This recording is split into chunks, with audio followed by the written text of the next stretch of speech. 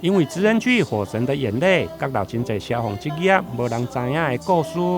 因此台南市2022年消防形象的月历，甲过去主打的俊男美女无同，你是融入消防人员的家庭甲情感。香港的消防形象月历发表配合 MV， 甲台南创作歌手蔡宗伦牙医推出消防的形象主题曲《我在你身边》，场面温馨。你在我身边，我会在感动手前舞到我们的双手，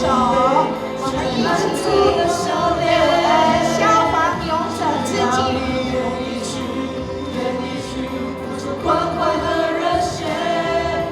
会有不同的你。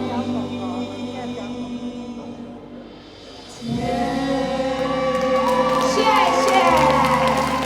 我们在第一师蔡宗伦医师的《我在你身边》。发表会现场包括副市长赵庆惠、消防局副局长梁全顺，以及多位的民意代表、二小干部拢前来，用实际的行动支持消防人员。想要来帮助咱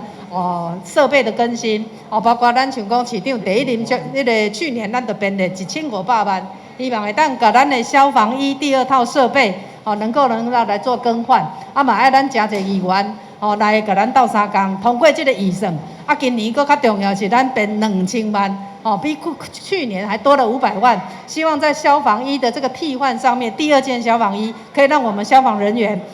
去在